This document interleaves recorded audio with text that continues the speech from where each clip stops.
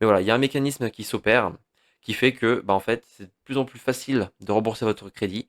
Bonjour à tous, j'espère que vous allez bien et que vos finances vont très bien. On se retrouve pour une nouvelle vidéo. Aujourd'hui, j'aimerais qu'on parle un peu de mon immobilier. Je vous le montre pas très souvent sur cette chaîne, mais à côté de la bourse et de mes portefeuilles financiers, j'ai aussi de l'immobilier et je pense avoir pas mal de choses à vous apprendre aussi, et notamment un truc dont personne ne vous parle avec l'impact de l'inflation sur vos crédits immobiliers, et surtout les crédits de manière générale. Je pense que ça va vraiment vous faire un peu ouvrir les yeux sur le pouvoir du crédit et du levier bancaire aussi.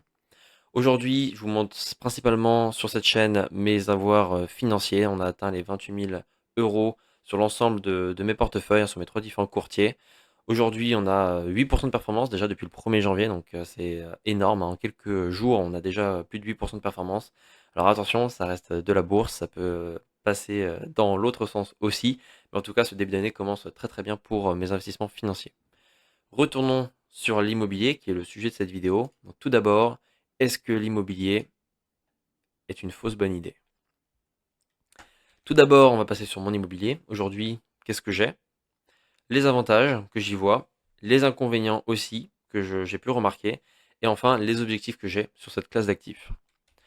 Tout d'abord, concernant mon immobilier, alors aujourd'hui, j'ai de l'immobilier physique, j'ai de l'immobilier tokenisé.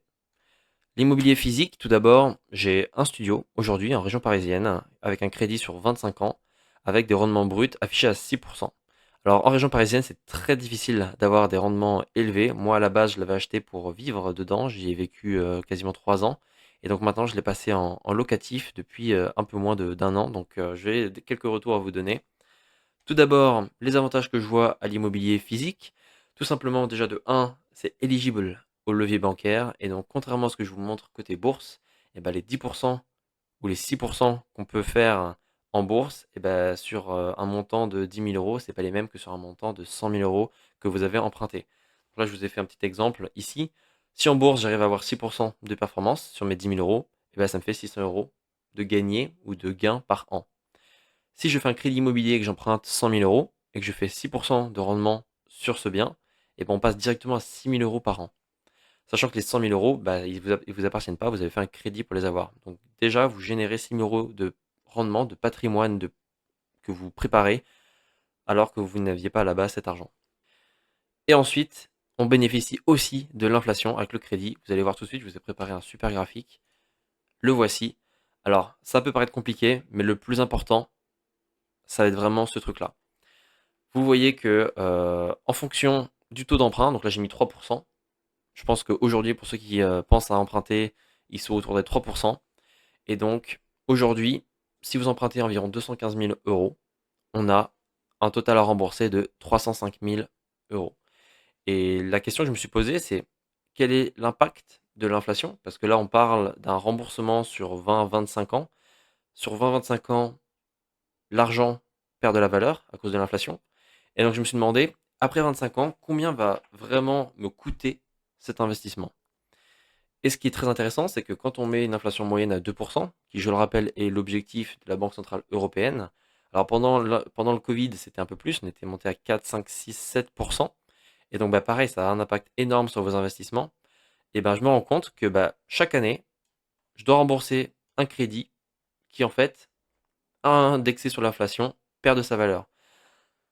Comment le comprendre très facilement? Tout simplement, projetez-vous, il y a une époque, avec 50 euros, vous pouvez remplir un caddie de courses, de nourriture par exemple. Est-ce que ça vous choque aujourd'hui si je vous dis que aujourd'hui, pour remplir ce même caddie, il vous faut le double par exemple, il vous faut 100 euros. Et bien là, c'est à peu près la même chose. Le crédit que vous faites aujourd'hui, donc l'argent que vous empruntez à la banque, qui vaut 215 000 aujourd'hui, dans 20-25 ans, ces 215 000 euros seront en fait pas aussi durs à avoir qu'aujourd'hui. Je ne sais pas si vous voyez le truc, mais globalement, l'argent, le pouvoir d'achat que vous avez avec les billets, perd de la valeur.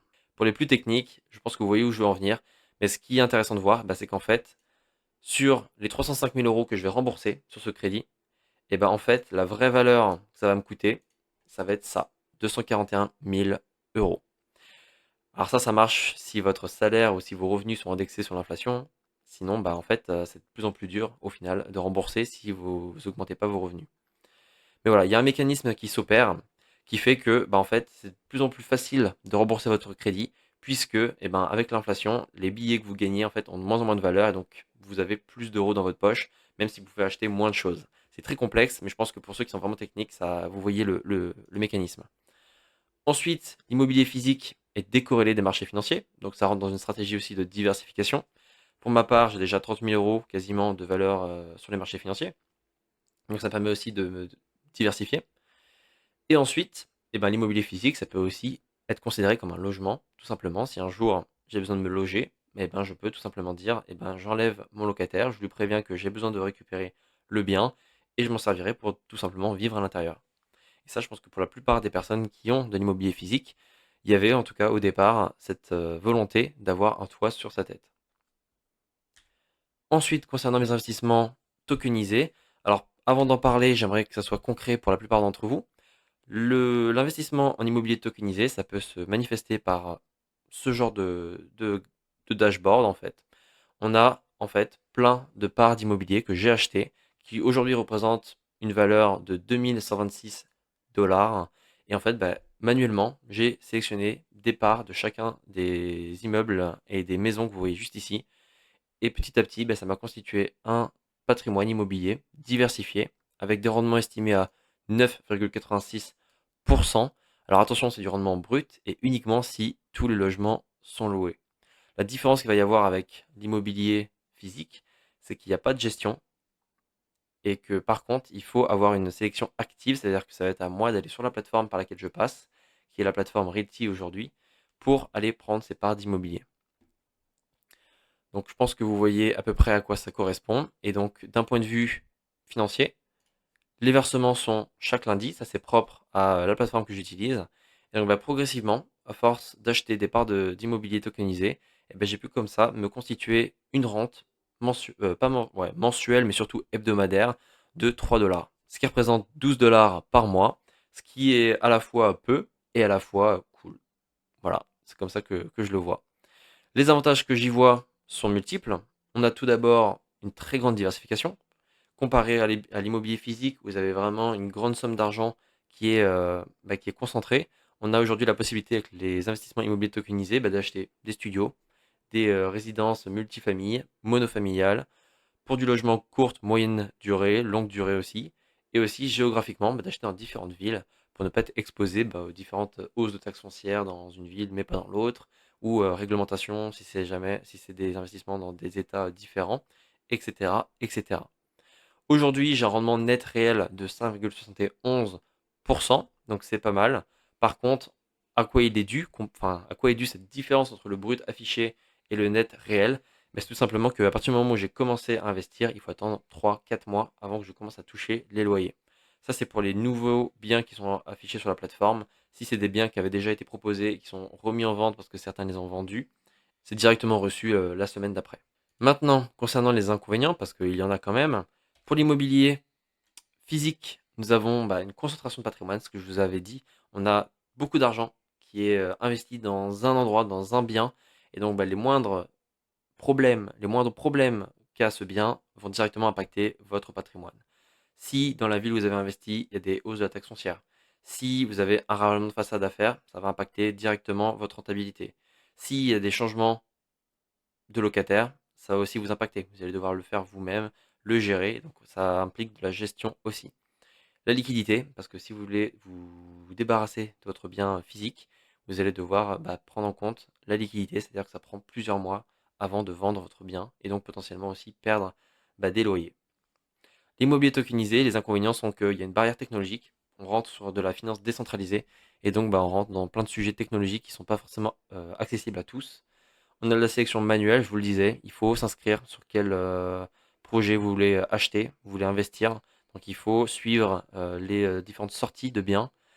Il y a des risques d'intermédiaire en fonction de la plateforme que vous utilisez. Moi, c'est Realty. Et si aujourd'hui la plateforme Realty a des problèmes, je peux être impacté. Ça ne veut pas dire que je ne suis pas propriétaire des parts d'immobilier que j'ai acheté. Par contre, il y a un risque administratif en tout cas pour essayer de faire valoir mes droits. Et ça peut partir sur plusieurs mois si jamais il y a des problèmes. Encadrement, pareil, on est encore dans de l'immobilier tokenisé, donc c'est assez flou. Il n'y a pas forcément des réglementations qui existent. Il y a beaucoup de gens qui se posent la question comment est-ce que je déclare ça aussi dans la fiche d'impôt, etc. Donc c'est pas très clair. Et je vous ferai le sujet quand j'aurai à le faire pour moi, bien sûr. J'ai commencé à investir en 2025 et donc eh ben, j'aurai à le déclarer dans ma fiche d'impôt de 2026. Et donc, ce qui devrait arriver d'ici quelques mois, et donc je vous tiendrai au courant. Mes objectifs concernant l'immobilier, tout simplement l'immobilier physique, je pense aujourd'hui déjà qu'un seul bien immobilier me suffit. Pourquoi? Parce que ça me permet d'avoir de l'expérience, d'un point de vue vivre dedans, faire vivre un locataire dedans. Ça m'apporte aussi de la stabilité. Voilà, j'ai un bien, je le fais louer, ça me rapporte des rentes régulières. J'ai utilisé aussi le levier bancaire, qui, je vous le montrais, me permet un peu d'utiliser l'inflation à mon avantage. Je vous le montre aussi parce que c'est aussi, ça va dépendre du pays dans lequel vous êtes, hein. Aujourd'hui, en France, on a environ 2% d'inflation, mais il faut imaginer que dans certains pays, on n'est pas à 2%, on est à beaucoup plus. Il y a des pays qui sont en crise et on a rapidement, en une année, 10% d'inflation. Et là, vous voyez que bah, votre crédit immobilier, en quelques années, bah, en fait, vous l'avez déjà remboursé parce que vos 200 000 euros, en fait, quelques années plus tard, vous avez déjà un porte-monnaie rempli de billets. Donc, bref, je ne vais pas rentrer dans le détail parce que c'est quand même très complexe. Mais voilà, en fonction du pays dans lequel vous investissez, ça peut changer énormément. On a ensuite l'immobilier tokenisé qui aussi m'apporte dans mon patrimoine une diversification. Je peux revendre et être exposé à l'immobilier de manière beaucoup plus liquide et en même temps diversifiée. On a des compétences dans la décentralisation financière qui, moi, sont utiles à mon niveau parce que je suis intéressé par la finance et donc j'ai besoin aussi de comprendre comment ça fonctionne. Et à côté de ça, bah, j'ai pas de gestion. Voilà, tout simplement. J'ai pas besoin de me concentrer sur comment est-ce que sont gérées ces parts d'immobilier, puisqu'il y a déjà des agences qui sont payées, qui sont prises en compte dans les frais et dans les rendements des biens pour gérer, trouver des locataires, etc. Voilà, j'espère que cette vidéo était assez complète sur mes investissements immobiliers. Dites-moi en commentaire qu'est-ce que vous avez fait en investissement immobilier et si vous êtes intéressé pour savoir bah, à combien réellement va vous coûter votre crédit immobilier, bah, envoyez-moi votre taux d'emprunt et combien est-ce que vous avez emprunté et je vous ferai un petit scénario avec par exemple 2% d'inflation en moyenne par an et je vous dirai bah, combien vous a coûté réellement votre bien, enfin, votre emprunt immobilier. Voilà, prenez soin de vous, prenez soin de vos finances. Pour ceux qui veulent commencer à investir sur la bourse, eh ben, j'ai des liens de parrainage dans la description. Prenez soin de vous et on se dit à très bientôt.